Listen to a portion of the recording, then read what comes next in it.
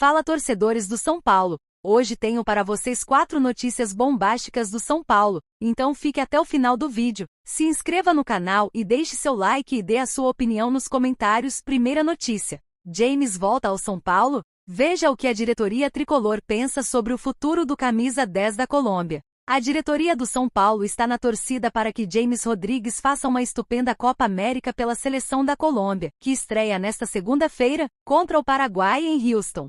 Com contrato com o meio-campista até o meio de 2025, há uma expectativa grande da diretoria de futebol para que o camisa 10 da Colômbia tenha um bom desempenho e apresente ao clube propostas de transferência ao término do torneio, com final prevista para 14 de julho. Com só 8 jogos disputados e um gol marcado na temporada pelo tricolor, ambos os lados veem um retorno ao clube do Morumbis como bastante improvável para o segundo semestre. Por causa da idade do meia, 32 anos, a diretoria de futebol do São Paulo não acredita que conseguirá fazer dinheiro com o jogador, já que restarão 11 meses de contrato e nenhum clube fará uma boa oferta de compra. O sonho, porém, é que o jogador aceite ser liberado para acertar com outro clube em troca de uma redução no valor da dívida do São Paulo, de cerca de 10 milhões de reais. Em uma temporada de São Paulo, James fez 22 partidas com 2 gols marcados. Embora as estatísticas sejam baixas, a diretoria ainda defende a contratação feita pelo clube no meio de 2023.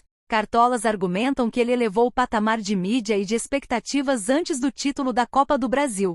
Foi uma contratação impactante. Talvez, se não tivéssemos trazido James, o Lucas não viria. Ele voltou ao São Paulo quando viu que havia um grande projeto em andamento, disse uma pessoa da cúpula do São Paulo. Além do Paraguai no grupo D, a Colômbia enfrentará a Costa Rica na sexta-feira, às 19 horas, em Glendale, e faz duelo com o Brasil na outra terça-feira, dia 2 de julho, em Santa Clara. Segunda notícia: São Paulo convoca garotos da base para períodos no profissional a pedido de Zubeldia. O São Paulo tem tentado aumentar as oportunidades no time profissional para quem vem de suas categorias de base. A pedido do técnico Luiz Zubeldia, o tricolor iniciou nos últimos dias um período de observação mais detalhada de 8 jogadores de Cotia. De 2 em 2, a cada 2 semanas, garotos das equipes sub-17 e sub-20 do São Paulo serão chamados para treinar no CT da Barra Funda. Neste momento, o zagueiro Igão, relacionado para a partida contra o Vasco, e o volante Guilherme Batista estão passando pelo período de treinamento sob os olhares de Luiz Zubeldia. O objetivo do São Paulo, a pedido do treinador, é dar uma vivência diferente para jogadores que são vistos como potenciais para o futuro. O tricolor entende que assim, além de Zubeldia poder observá-los mais de perto, os garotos vão adquirir uma experiência extra que já poderá ser aproveitada nas categorias de base. Esse período de observação no profissional não significa promoção. O combinado entre comissão técnica e futebol de base é que esses garotos chamados para treinar no CT da Barra Funda sejam devolvidos para suas categorias depois de 2 semanas e que possam jogar as competições sub-17 e sub-20. O elenco comandado pelo técnico Luiz Zubeldia é formado por 36 jogadores. Deles, 16, contando o atacante Lucas, já experiente, foram formados em Cotia.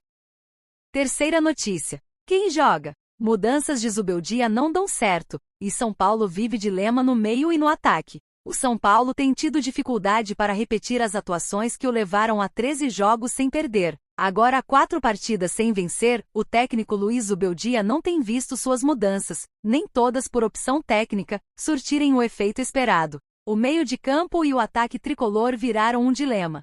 Contra o Vasco, o São Paulo entrou em campo como muito se esperava que fosse a melhor versão do time, ou mais perto disso, com Lucas pelo meio. O tricolor até começou bem, mas depois caiu de rendimento e foi goleado por 4-1 na noite deste sábado. Luiz Gustavo era o único volante em campo e à disposição da comissão técnica, que optou pelo São Paulo num 4-1-3-2 com Galopo, Lucas e Nestor mais avançados no meio e Caleri e André Silva no ataque. Saiu dos pés do segundo atacante o único gol tricolor no confronto, mas a dupla não conseguiu se encaixar. No intervalo, Luiz Zubeldia optou por sacar Caleri e manter André Silva no time. O resultado foi bem longe do esperado. O São Paulo também não conseguiu criar mais chances no segundo tempo. Wellington Rato, que entrou pela direita, foi outro a decepcionar na noite tricolor em São Januário. Ferreira, no fim, entrou pela esquerda e também não foi bem. Diante do Cuiabá na última quarta-feira, Zubeldia havia escalado São Paulo de maneira bem diferente. Luciano, que sequer foi relacionado contra o Vasco por causa de desgaste físico, tinha sido titular. Lucas e Nestor, entre os 11 em São Januário, ficaram no banco de reservas também para evitar o risco de lesões. Preocupado com questões físicas, Zubeldia tem olhado para o desgaste de seus jogadores na hora de fazer mudanças. Elas, porém, estão bem longe de entregar o que se espera. São decisões minhas, somente minhas e de ninguém mais. Evidentemente que as decisões não estão sendo boas porque afetam na equipe, mas sem dar nomes de quem pode ou não jogar, vamos reduzir a quem escolhe. Eu assumo e depois vamos fazer autocrítica internamente. No final do segundo tempo corremos errado. Ou era buscar o empate com um atacante a mais ou perder. O rival conseguiu achar os espaços, disse o treinador após a derrota para o Vasco. Agora Zubeldia pode ter outro problema para escalar o meio de campo do São Paulo.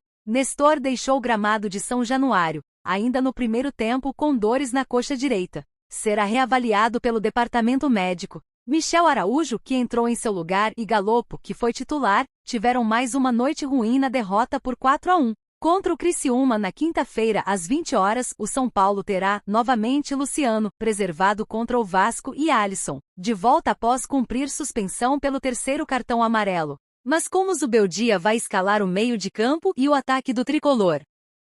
Quarta notícia. São Paulo tem queda brusca e postura injustificável contra times, em tese, mais fracos. O São Paulo teve mais uma noite irreconhecível no último sábado em São Januário. Pela 11ª rodada do Campeonato Brasileiro, perdeu por 4-1 para o Vasco, que estava na zona de rebaixamento e mostrou mais uma vez uma postura completamente diferente da que havia levado o tricolor a 13 partidas de invencibilidade. Em outro duelo contra uma equipe da parte de baixo da tabela de classificação do Brasileirão, depois da derrota por 1-0 para o Cuiabá, no Morumbis, o São Paulo mostrou muito menos qualidade e empenho do que já teve nesta temporada. A falta de combatividade diante do Vasco, assim como já havia sido na quarta-feira, chamou atenção. O São Paulo, que antes não perdia havia 13 jogos, já está a 4 sem vencer. Empatou em 0-0 com o Internacional e em 2-2 com o Corinthians e perdeu por 1-0 para o Cuiabá e por 4-1 para o Vasco. Nas últimas 3 partidas, o mesmo ponto de desequilíbrio foi crucial para os resultados ruins.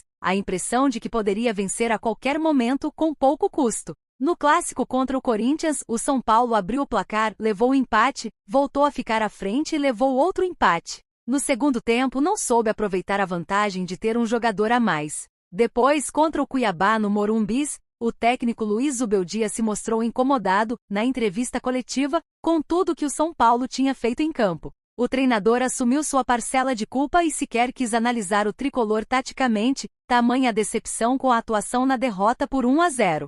Em São Januário, o nível do time foi ainda mais baixo. O São Paulo abriu o placar e parecia dominar a partida. Tinha espaço, não corria riscos e dava sinais de que teria tranquilidade. Parece, porém, que os jogadores acreditaram muito nisso. Luiz Zubeldia levou o São Paulo a campo num 4-1-3-2, com apenas Luiz Gustavo como opção para atuar como volante, já que Alisson, além dos demais desfalques de Pablo Maia e Bobadilla, estava suspenso pelo terceiro cartão amarelo. O treinador optou por ser mais ousado. Parecia que daria certo, mas durou pouco. Num lance antes do gol de empate do Vasco, o tricolor teve a bola para puxar contra-ataque com Rodrigo Nestor. No meio, Lucas pedia. Mas o meia preferiu recuar. A bola voltou até Jandrei, que pressionado lançou mal, como em outros diversos momentos nos últimos jogos. Pouco tempo depois, o Cruz-Maltino empatou. Esse lance exemplifica bem a postura injustificável do São Paulo nas últimas partidas. Contra o Corinthians, ao abrir o placar antes dos 5 minutos do primeiro tempo,